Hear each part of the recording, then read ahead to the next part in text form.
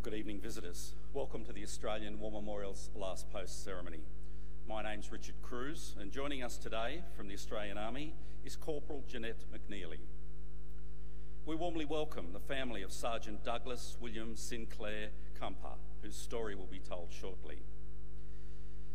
We would also like to acknowledge members of the 1st 15th Royal New South Wales Lancers who are in attendance this evening.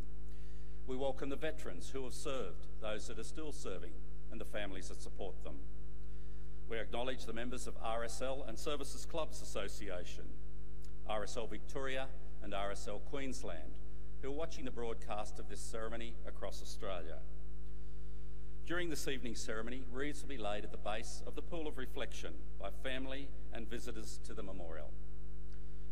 Could I ask you to please stand and join in singing the National Anthem?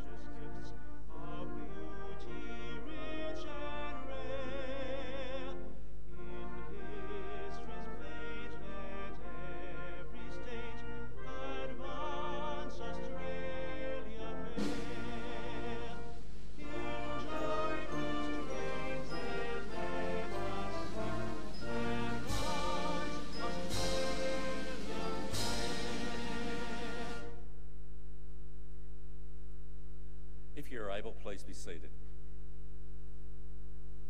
The Australian War Memorial was the vision of Charles Bean, Australia's First World War official historian. Bean landed with the Australian troops on Gallipoli and stayed with them at the front through to the end of the war. The idea of this national memorial and museum came to him at Pozières, France, in the depths of the bloody fighting of 1916. Bean's idea was that this would be a place where families and friends could mourn loved ones buried in faraway places. It would also be a place that could help all Australians understand what these men and women had endured and what they had done for us. Bean's vision, to which we remain true, is best expressed as inscribed in the entrance to the memorial's galleries. Here is their spirit, in the heart of the land they loved, and here we guard the record which they themselves made. Tonight we'll read the story behind just one of those on the Roll of Honour, which lists the names of more than 102,000 men and women who have given their lives for us in war and operations over more than a century. But first we present a lament, Flowers of the Forest. Wreaths and floral tributes will now be laid at the base of the Pool of Reflection.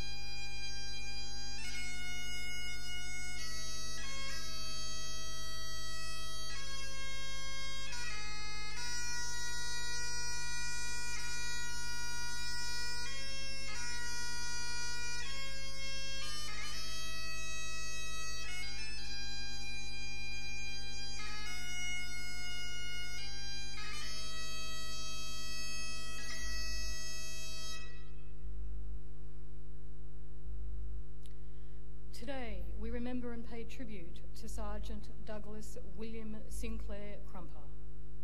Douglas Cumper was born in 1897 to George and Louisa Cumper of Denali in central Victoria. Known as Doug to his family and friends, he attended state school in Denali and Maryborough, and afterwards worked as a boot salesman. He was actively involved in senior cadets as part of the Universal Military Training Scheme that was in place in Australia at the time, and later paraded part-time as a sergeant in the 50th Infantry Regiment. Cumper enlisted in the Australian Imperial Force in July 1915. After a period of training at Broadmeadows Military Camp, he embarked for Egypt with a reinforcement group for the 24th Battalion in September 1915. As the fighting on Gallipoli had ended by the time Cumper arrived, he spent the following months training near Cairo as the AIF prepared to deploy to the fighting on the Western Front. After arriving in France in March 1916, the 24th Battalion entered the trenches for the first time near the village of Flebay on the Franco-Belgian border. As the battalion carried out its first forays into no man's land and raided the German trenches, Cumper was recognised for his leadership skills and promoted to Lance Corporal. Not long afterwards, the 24th Battalion moved south to the village of Pozières, where troops of the 2nd Division were involved in their first major action on the Western Front. Cumper was involved in a costly number of actions aimed at gaining control of the high ground on which the village was situated, before being wounded in the shoulder in early August.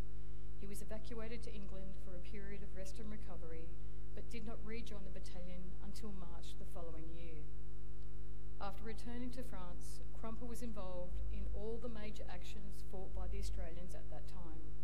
He participated in the advance that followed the German withdrawal to the Hindenburg Line, fought at 2nd Buller Corps in May 1917, and was promoted to sergeant in August. When the fighting near Arras petered out, the focus of British operations shifted north into Belgium, with a major offensive beginning from the fortified city of Ypres. Throughout September and October 1917, Australian troops, including the men of the 24th Battalion, participated in a series of successful but costly battles as they advanced toward the village of Passchendaele. After participating in the fighting at Brudzinda in early October, the 24th Battalion was holding positions among the Westwood Bridge in preparation for the next phase of the operation, which aimed at advancing the front line beyond Passchendaele village. German artillery routinely shelled the Australian positions, and machine guns fired on work parties moving up the line. On the morning of the 9th of October, troops of the 24th Battalion went out into no man's land to establish posts in a position known as Daisy Wood, and were engaged by rifle and machine gun fire from the nearby German positions. The battalion suffered over 100 casualties that day, including Douglas Cumper, who lay among the 36 men killed at Daisy Wood. He was buried near where he fell and was later reinterred at Tynecott Cemetery. A small epitaph written by his grieving mother appears on his headstone. It says, "Thy will be done." Douglas Cumper was 20 years old. His name is listed on the Roll of Honour on my right amongst almost 62,000 Australians who died while serving the First World War. His photograph is displayed today beside the pool of reflection. This is but one of the many stories of service and sacrifice told here at the Australian War Memorial. We now remember Sergeant Douglas William Sinclair Cumper, who gave his life for us, for our freedoms, and in the hope of a better world.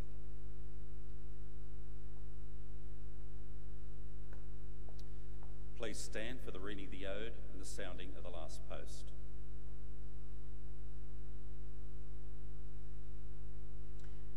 They shall grow not old, as we that are left grow old.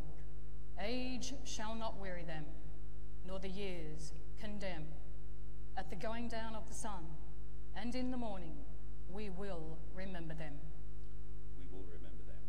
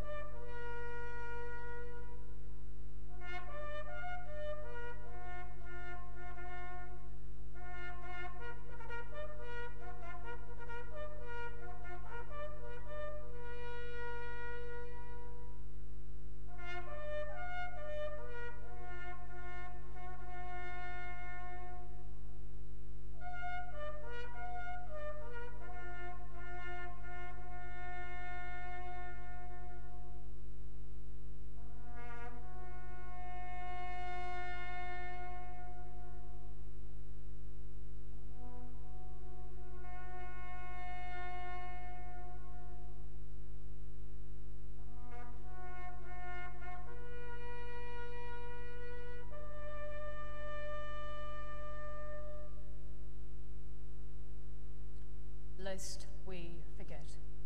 Lest we forget.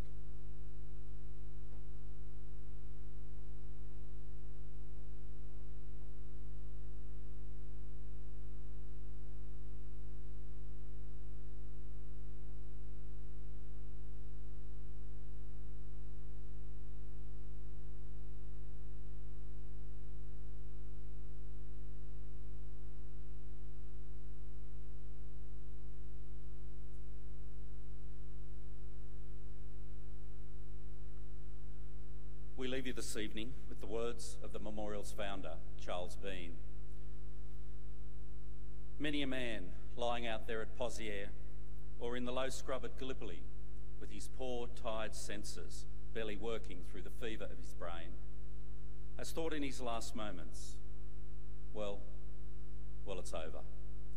But in Australia, they will be proud of this. Ladies and gentlemen, girls and boys, that concludes this evening's last post ceremony. We thank you for visiting the Australian War Memorial and wish you all a very pleasant evening. Thank you.